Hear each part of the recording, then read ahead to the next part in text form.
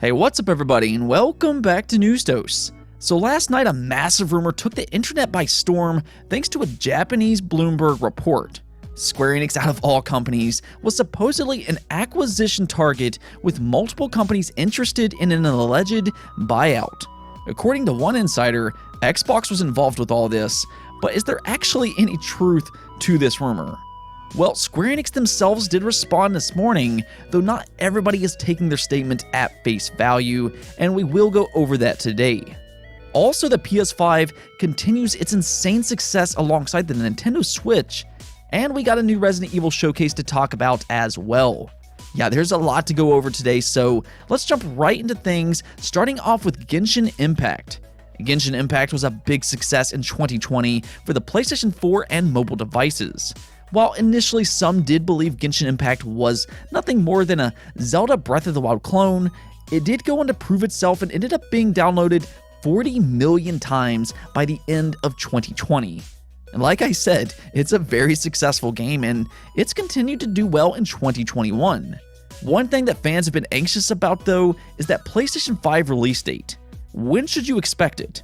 Well, it's now official. On April 28th, you will be able to play Genshin Impact on your PlayStation 5, which includes 4K resolution, enhanced textures, plus more. You will be able to transfer your game to the PlayStation 5 edition, and it continues with the version 1.5 update. That will bring in a lot of extra content. So if you're a fan of Genshin Impact, you have a lot to look forward to here in the next couple weeks. From a recent leak, really, you'll actually have a lot to look forward to over the next 10 years, as apparently they've expanded their roadmap from 5 years all the way up to 12 years. Yeah, you heard that right. You might be getting new content for this game for the next 12 years, and it does make sense that they would expand their roadmap. I don't know about 12 years per se, but reportedly, they made $1 billion in revenue as of March. So we're going to hear a lot about this game in the coming years, and it'll be interesting to see how this game evolves. Moving on though, let's talk about a beloved Nintendo franchise that I know fans absolutely want to return: F-Zero. Really, alongside Wipeout, F-Zero is the poster child of futuristic racers. And we've seen a lot of spiritual successors over the years, but fans want F-Zero to return. We want to see Nintendo take on this genre once again, and I believe F-Zero GX was the last home console release, if I'm not mistaken. That was back in 2003.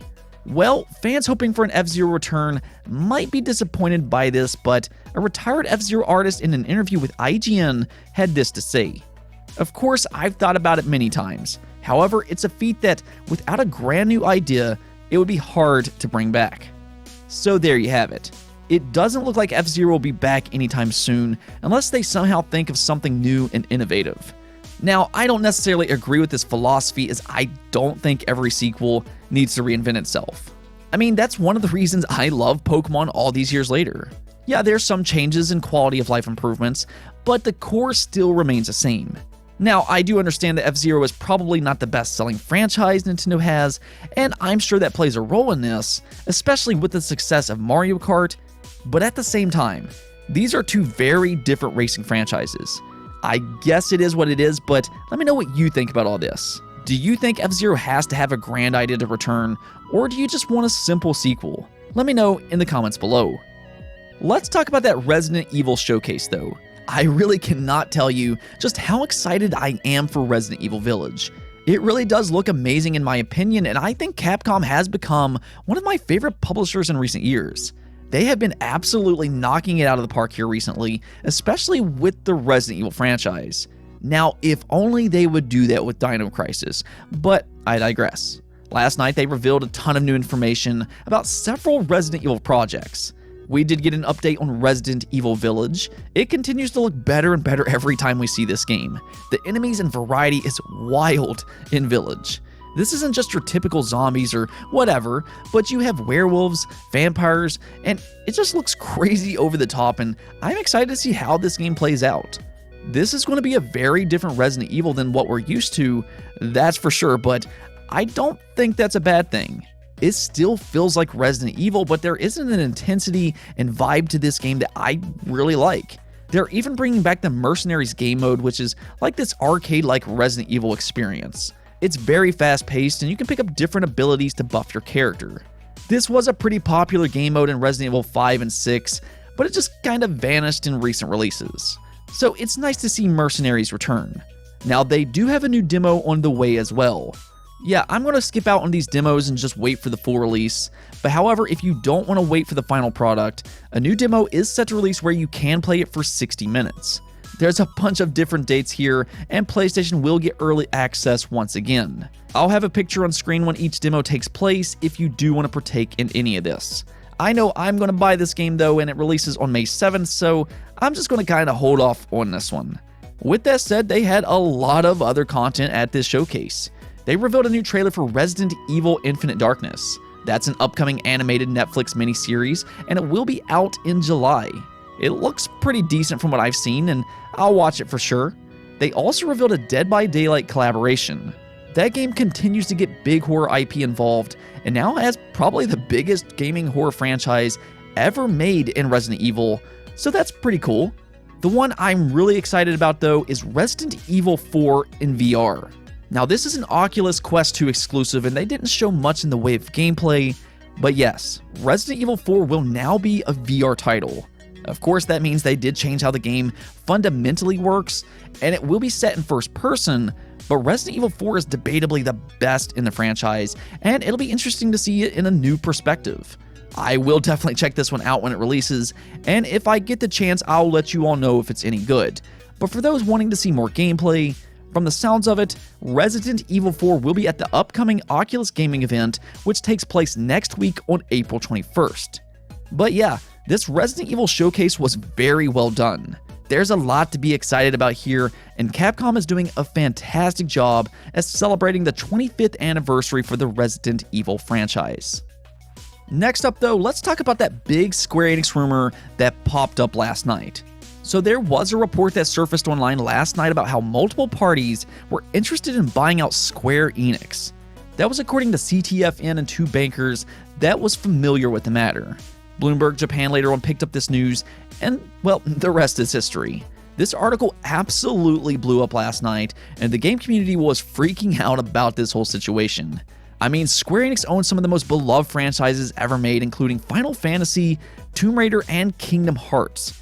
Really, if you look into it, they have a massive catalog of beloved IP. To add to that, a well-known Xbox insider Ed went on to claim that Microsoft was one of the interested parties. This is a first-party studio supposedly interested in Square Enix, so that's a scary thought for a lot of people. Now, that would be one way for Xbox to get more of a foothold in Japan, but is there actually any truth to any of this at all? Well, Square Enix actually responded to this, and let's take a look at their statement. Bloomberg has reported today that there is interest from several buyers to acquire Square Enix. However, this report is not based on any announcement by Square Enix.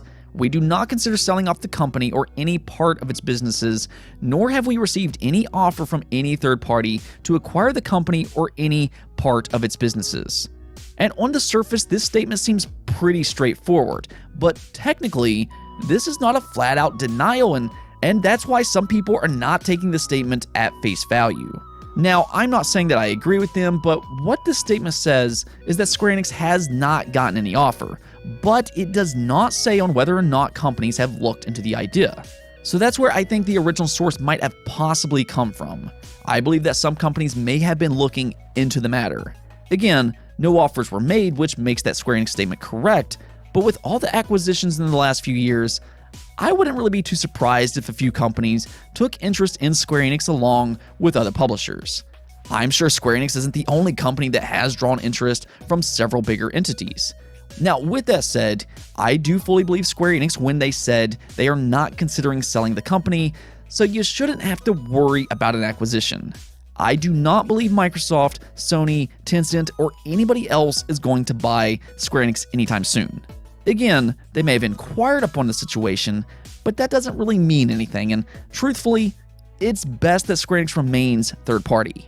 They make good games and they're really beloved on all platforms. If they went first party, regardless of who, I just don't think that would be good for gamers as a whole. I don't even really like when they sign timed exclusives. I just think that they're too important for each platform, but yeah, I wouldn't look too into this acquisition. Maybe I end up being wrong in the long run, but I do not believe that there will be any kind of Square Enix acquisition. And on to our last topic, NPD numbers came out today revealing some pretty strong numbers in the United States for each platform. The PS5 is now the fastest selling console ever in the United States, both in terms of units sold and overall revenue. I mean, that is absolutely amazing, especially considering the shortages that we've been seeing since the launch of the PS5. It's crazy to think about, but it's the fastest selling console ever in the United States, and it could be selling a lot faster if it wasn't for those shortages. This thing still sells out pretty much instantaneously, which I know is frustrating for customers, but they will continue to flood the market and hopefully that improves throughout the year. Here's something cool as well though. Spider-Man Miles Morales has now outsold both The Last of Us Part 2 and Ghost of Tsushima. That is quite the success story, especially considering it's a smaller scope release. This isn't even a direct sequel and it outsold The Last of Us Part 2.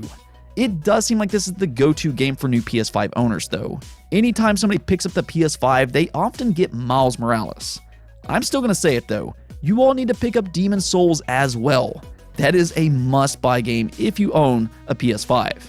However, even though the PS5 is the fastest selling console ever, the Nintendo Switch remains the best selling console for the month of March in both dollar sales and units sold.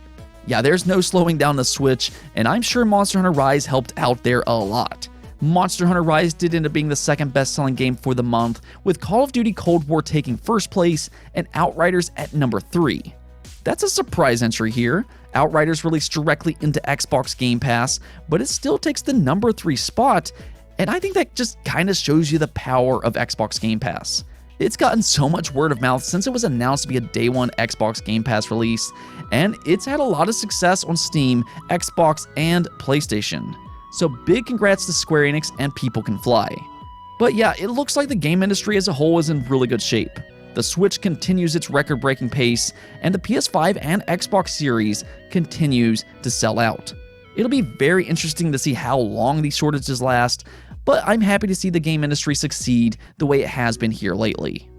Before we go though, we need to talk about the poll of the day.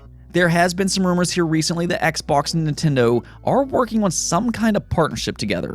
So with that in mind, I asked you all if you think Xbox is going to release another game for the Nintendo Switch.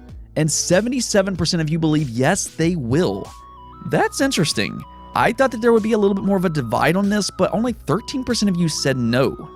It seems like a few of you do expect an Xbox Game Pass Switch announcement. That would be pretty cool, but as I said yesterday, I just don't know if Nintendo would be willing to do something like that. They have their own eShop, so Xbox Game Pass could overlap with their own store. It would truthfully really surprise me if they somehow pulled that off. Another thing that you all talked about though is rare games coming to the Switch. Banjo-Kazooie would be a great fit after that Smash inclusion, or they could go with a newer title like Battletoads. That would be a cool game for the Switch and could help bring Battletoads Season 2 to life. However, I do have to say, Phil Spencer once said that he doesn't want to release more first-party games on the Switch because it brings up too many questions about what platforms their games will support in the future. Then again, after that he did release Ori and the Will of the Wisps on the Switch, though that might have been due to Moon Studios' request for a Switch version. I guess we'll see though. If that rumor of Nintendo and Xbox working together is true, we should hear about that sometime in 2021. Anyways though, that's it for this episode, but if you liked the video, don't forget the bell notification and subscribe button for more content just like this.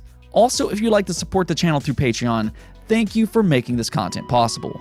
Peace out.